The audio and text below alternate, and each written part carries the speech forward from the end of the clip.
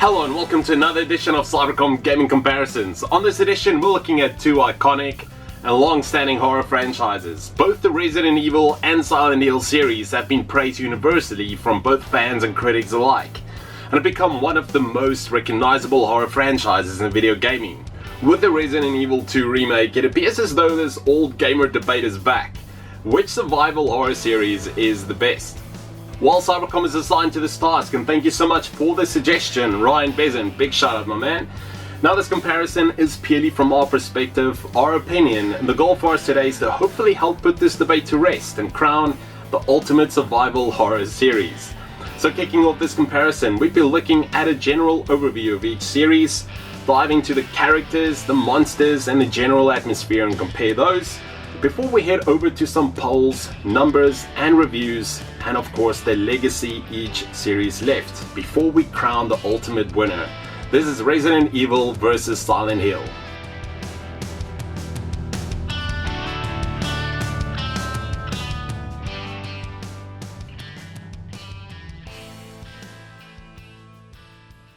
When you think of video game survival horror, two titles that typically come to mind are Resident Evil and Silent Hill. While not the first games in this genre, they are nonetheless two of the most significant, and their respective debuts on the original PlayStation changed what gamers expected from scary video games forever. Employing entirely different styles, yet tied together by a spirit of horror and shock, the two games wear their inspirations proudly, each showcasing an understanding of both Western and Japanese horror that is not easily replicated. There is fair argument that Resident Evil, for its parts, can probably be credited with kicking off the zombie craze that swept much of popular media throughout the 2010s. Silent Hill, on the other hand, has always maintained a strong horror tradition, and one that's distinctly horrific at that. I grew up playing the original Silent Hill, and unlike Resident Evil, the series takes on a very psychological approach, and as mentioned, pulls over a lot of inspiration from Japanese horror cinema. The Resident Evil games originally revolved around the sinister Umbrella Corporation, which is the company that has ties in every major industry in the world, but secretly, most of their research is in bioengineering and more towards very questionable biological weapons development. They produce the T-virus, G-virus, and many of the other potencies in the hopes of creating a virus that can transform individuals into superhumans with powerful abilities. However, most of these experiments are wildly unsuccessful, transforming humans into mindless, aggressive zombies. And almost all attempts to create bioorganic weapons have led to viral outbreaks and mass infections of the civilian population. The greatest outbreak during the summer of 1998 escaped attempts at containment several times, ultimately leading to the destruction of Raccoon City and nearly all of its inhabitants. Players have been able to step in the shoes of Chris Redfield, Jill Valentine, Leon S. Kennedy, and Chris's sister Claire Redfield, as each tries to survive an outbreak and unravel Umbrella Corporation's web of secrets. The town of Silent Hill was once known as a beautiful, sacred, and holy place by Native Americans, but when they were forced to abandon their homelands, many were slaughtered, which led to this land possessing a mysterious power. Much time passed and the power of Silent Hill appeared to increase, which led to strange events such as disappearing citizens, misfortunes at Toluca Lake, and the mayor of Silent Hill suddenly dying. Three of the games, Silent Hill, Silent Hill 3, and Origins, strongly relate back to the first game's primary storyline, which tells of the attempted sacrifice and burning of a young girl named Alyssa Gillespie by the town's religious cult, the Order. Alyssa's burning served as a catalyst of the dark nature and power of Silent Hill. Ordinary people with darkness, sins, guilt, and the inability to see the truth in their heart are called to the town where they witness the supernatural. For example, monsters that symbolize their hidden personas and subconsciousness and an alternate reality known as the Otherworld. While each game features characters unique to that story, many are in some way connected to others. The original Silent Hill explores the story of Harry Mason, who is searching for his missing daughter Cheryl. In the second game, the main protagonist is a man named James Sutherland. In the third game, which is set a few years later, you take control of Harry's daughter named Heather. In Silent Hill, psychological and emotional themes are included in many of the games, and many of the monsters in the series represent different things related to the characters themselves, which offered more depth and creativity. Resident Evil has always had a focus on weaponry. Even in the earlier titles where ammo was often scarce, guns were readily available. Silent Hill plays things different. Unlike with Resident Evil, you rarely feel you're at an advantage in combat. There are few guns, making blunt weapons your fallback option, especially when you're about to go head to head with some twisted mass of horror. Resident Evil's combat was easier and more action-packed, especially in recent years, but in comparison to horror and helplessness, to us Silent Hill brought more panic to fights due to the lack of weaponry.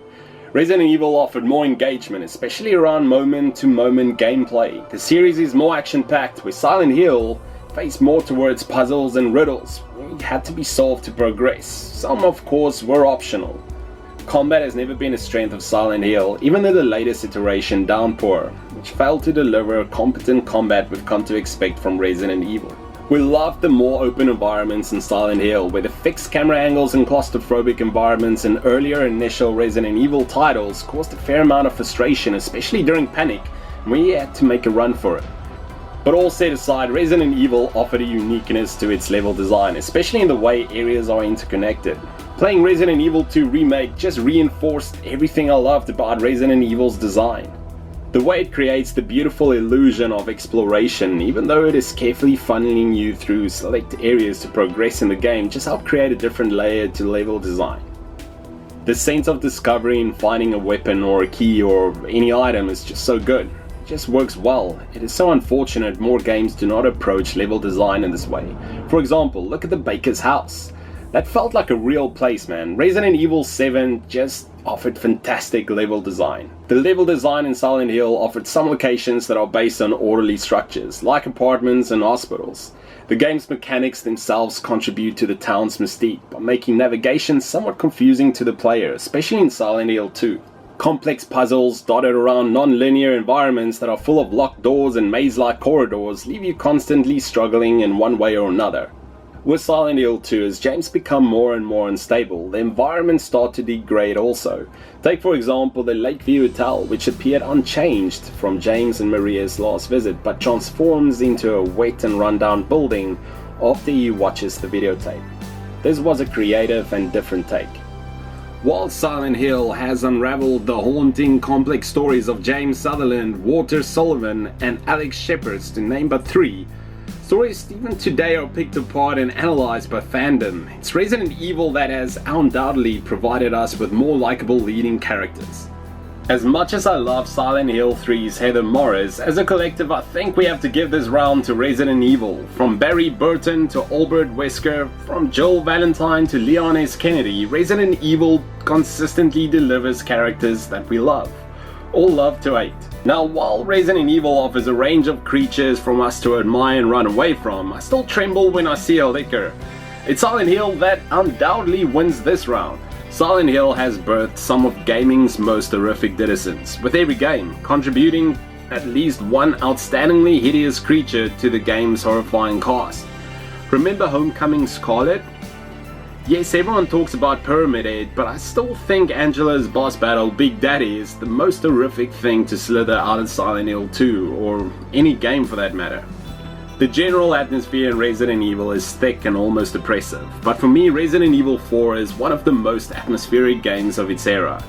The misty village, the castle where you can practically feel the history in the walls themselves. The attention to detail in Resident Evil 4 was incredible, and even though it took the series to a more action-oriented direction, I feel like the balance was just right. There were moments of horror, adrenaline, and an overall feeling of dread. The Silent Hill series to us is also a masterclass in atmospheric horror though. It's different in a way that it slowly builds up a sense of dread through picture-perfect use of camera angles, audio, and brilliantly timed scares. The Silent Hill series was for many just scarier and especially creepy. Silent Hill's terrifying sounds and haunting melodies are infamous for a reason. I mean, hearing the opening melody chords of the original theme play. Resident Evil's score, particularly in the early days, offered an excellent fusion of tension and atmosphere, which suited the series brilliantly. Now to look at some polls, numbers, and reviews. We were looking at a few polls and the opinions were divided with this one, with a fair amount leaning towards Resident Evil, but it's close call as some strongly point towards Silent Hill as the favorite series. Now, in terms of comparing these two franchises, we'd be looking at critical and commercial reception in the form of VG Charts sales data. The numbers are as follows. With Resident Evil, the highest critic score is still with Resident Evil 4 at a 9.6 out of 10, and highest total sales sitting firmly at 5.82 million units for Resident Evil 2. Looking over the data for Silent Hill, the highest critic score is tied between Silent Hill 1 and 2 with a score of 8.9 out of 10, and highest total sales, which comes in at 1.6 million units for the original. The Silent Hill series applies symbolism to enhance the narrative and does it extremely well, especially in the earlier games. Silent Hill 2 is a pinnacle point in the series because it doesn't try too hard, yet it is littered with symbolism and references that makes the narrative interesting to analyze. The game threw psychological horror into the mainstream and showed that the horror genre doesn't have to be defined by jump scares. Even Resident Evil almost followed the path of Silent Hill after Silent Hill 2's success. The prototype of Resident Evil 4, known as Resident Evil 3.5, featured fogged worlds, illusions, and hallucinations. The man behind Resident Evil 4, Shinji Mikami, later created The Evil Within, a game which is heavily influenced by Silent Hill 2. This is noticeable in the art design as well as the psychological themes found in the game. The Silent Hill series left a legacy, and by that it showed that video games can be a form of narrative art. And much acclaim awarded to Silent Hill 2, not because of the gameplay but because of the narrative and willingness to tackle hostile topics. A story narrative which also sparked movie adaptations. Resident Evil, on the other hand, helped propel Sony's first game console, the PlayStation, beating out industry stalwarts Sega and Nintendo. The original Resident Evil, according to Capcom, sold over 5 million copies. Its subsequent re-release on PlayStation sold another 4 million copies. Not only did Resident Evil spawn several video game sequels and remakes, it also inspired games like Clock Tower, Dino Crisis, and yes, the original Silent Hill. Resident Evil's legacy is for sure prevalent and birthed a media franchise that include toys, novels, comic books, animations, games, and 6 live-action movies. While it was another close battle between two gaming greats, Resident Evil managed to lurch its way into the lead. Now look, there's been more Resident Evil games, and more importantly, more good Resident Evil games than there's been good Silent Hill games. And while both series have games that are beloved by fans of their genres, only Resident Evil has an entry that has been met with near universal acclaim, Resident Evil 4, which arguably redefined survival horror. Resident Evil's ability to bring the tension and fear of horror movies into the interactive medium of consoles changed gaming, period. Silent Hill closely followed. We have much respect for Silent Hill 2 and view this entry as a masterclass in video game storytelling. Now, this is definitely one that's in need of a remake, just to regather well-deserved support for the series. I fondly remember Team Silent's games, regardless of what I consider to be their many flaws, but Resident Evil as a franchise, as a series, well, that will never die, no pun intended. Its influence lurks in the background of modern gaming. Now, that is true legacy. Thank you for watching this Cybercom gaming comparison. I know both series means a lot to a lot of people. I grew up playing both Silent Hill and Resident Evil, and I got massive love and respect for both series, especially for what it meant for gaming and the massive influence it still continues to have to this day. But let us know in the comments below what you thought of this comparison, and if you've liked this video, please be sure to hit that like button, and if not subscribed, please consider subscribing for all future uploads. Thank you so much for supporting us. Have an awesome week. Take care.